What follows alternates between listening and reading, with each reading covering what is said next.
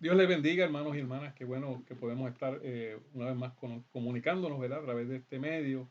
Hoy vamos a estar, como parte del estudio, hablando un poco sobre lo que es la oración, ¿verdad? De cómo nosotros debemos acercarnos a Dios en oración, cómo debemos, la forma bíblica correcta, ¿verdad? De cómo nosotros debemos aplicar y usar la oración. Oramos primero para comenzar, para que el Señor pues esté con nosotros en este estudio. Padre, te damos gracias por tu amor, tu misericordia, por eh, eh, tu Santo Espíritu, Señor, que nos da luz. Te pedimos que Él sea nuestro maestro en esta pequeña clase, en este estudio. En el nombre de Jesús, amén y amén. Vamos a ver diferentes aspectos de la oración y cómo nosotros cuando aplicamos estos conocimientos bíblicos, la oración pues va a ser más efectiva, ¿verdad? Porque estamos orando conforme a lo que Dios ha establecido. Comenzamos con una de las primeras que vamos a estar tocando es la forma en que debemos acercarnos a Dios, que es bien importante. Lo primero es que debemos acercarnos a Dios en humillación. Segunda de Crónicas 7:14 dice de esta forma: si mi pueblo, si se humillare mi pueblo, sobre el cual mi nombre es invocado, y oraren y buscaren mi rostro, y se convirtieren de sus malos caminos, entonces yo oiré desde los cielos y perdonaré sus pecados y sanaré su tierra.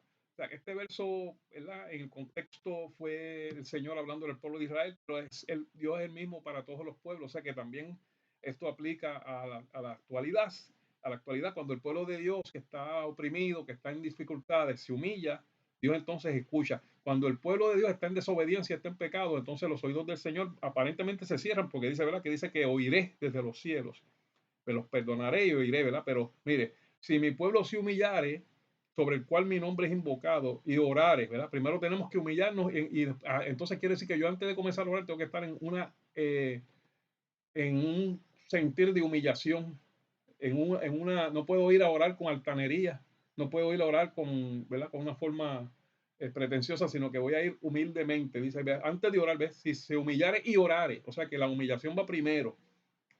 Y y buscar en mi rostro, orar buscando a Dios, al verdadero, no orar buscando cualquier cosa, sino al Dios vivo, al Dios que está presente, al Dios que no mienta, que es fiel a Jesucristo, y se convirtiere de sus malos caminos. O sea que también tengo que cambiar mi forma de ser, cambiar mis caminos malos.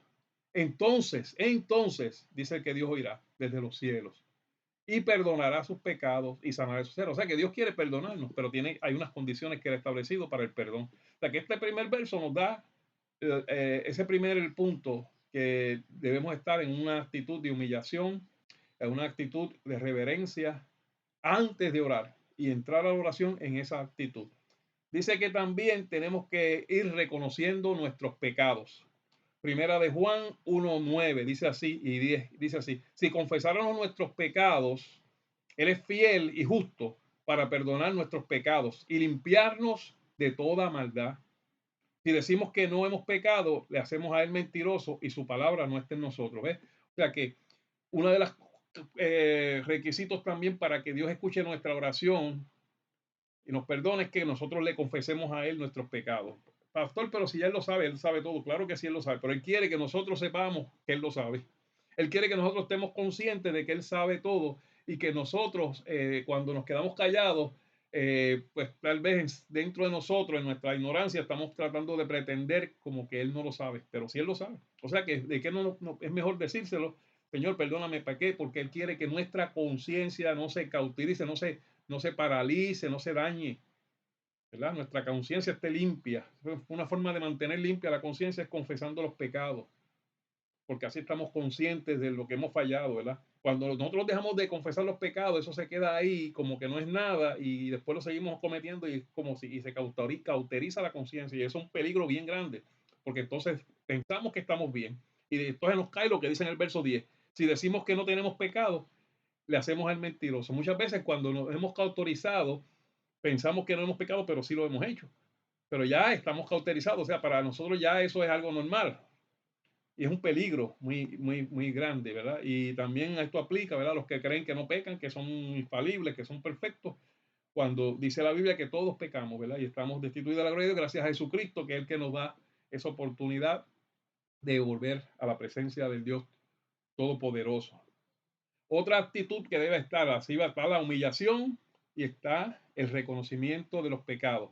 Pero también a eso hay que añadirle que tenemos que ir con una actitud de perdón, que tenemos que ir dispuestos a perdonar a los que nos han ofendido, los que nos han hecho daño, los que nos han lastimado.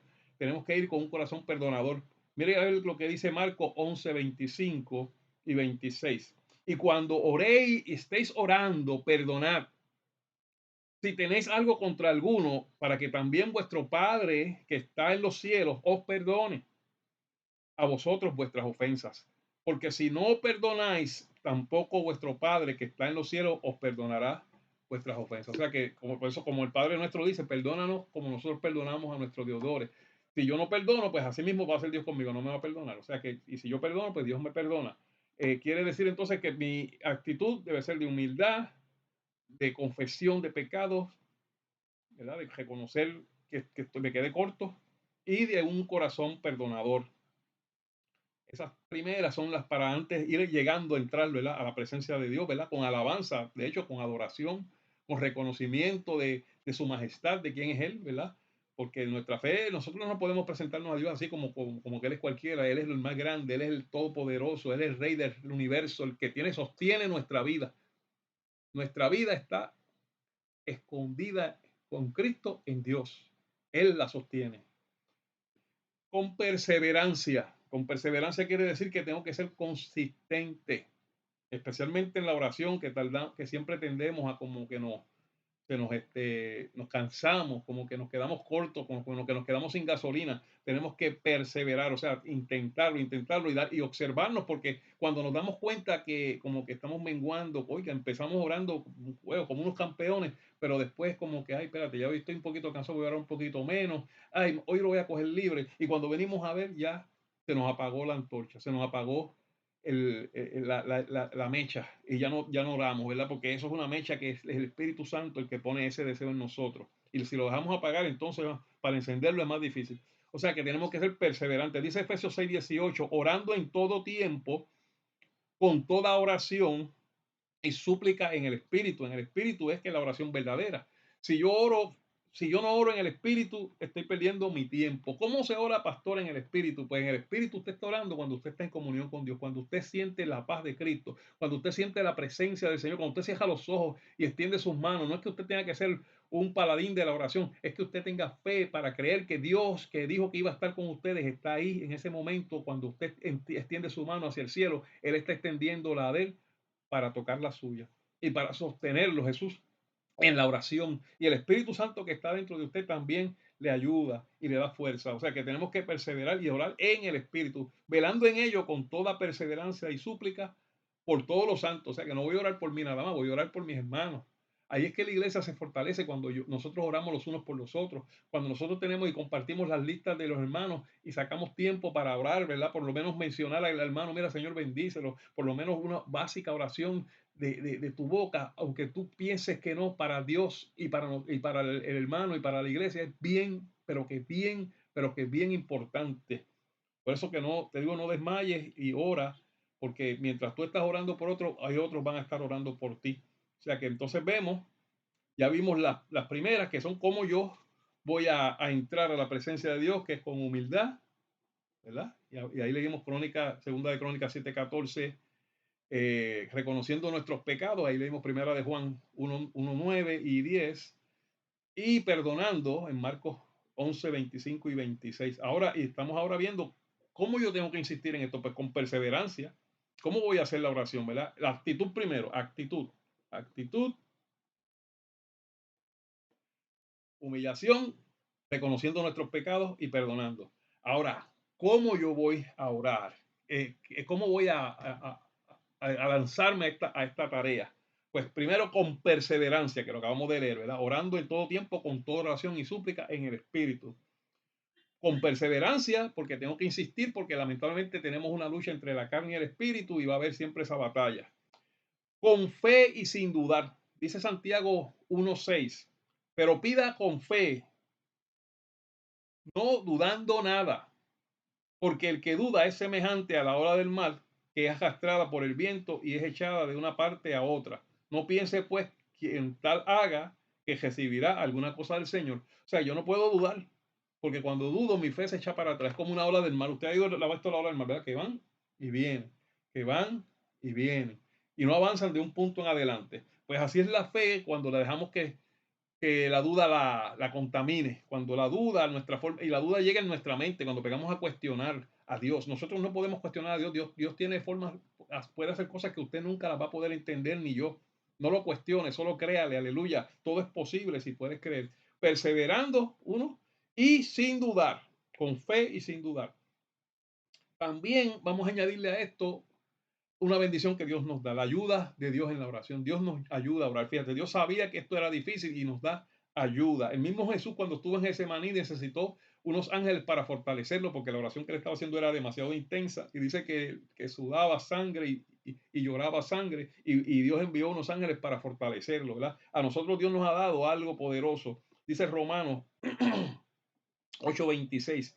Y de igual manera el Espíritu nos ayuda en nuestra debilidad. Pues qué hemos de pedir como conviene, no lo sabemos. O sea, muchas veces nosotros no sabemos ni lo que vamos a pedir.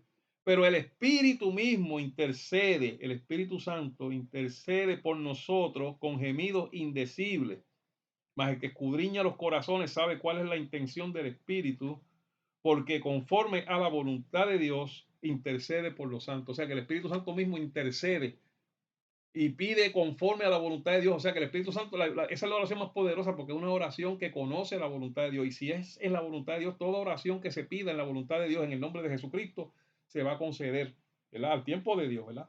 O sea que tenemos la ayuda del Espíritu en los gemidos, cuando no sabemos, cuando ya en nuestra mente no sabemos cómo orar por una situación, simplemente usted ahí encierra, se comienza a llorar, comienza a gemir, porque ahí el Espíritu Santo va a venir sobre usted y va a traer la oración efectiva, la oración eficiente, la oración poderosa. Y Dios va a entender lo que su alma le está pidiendo, ¿verdad? Estas son las formas de yo orar, ¿verdad?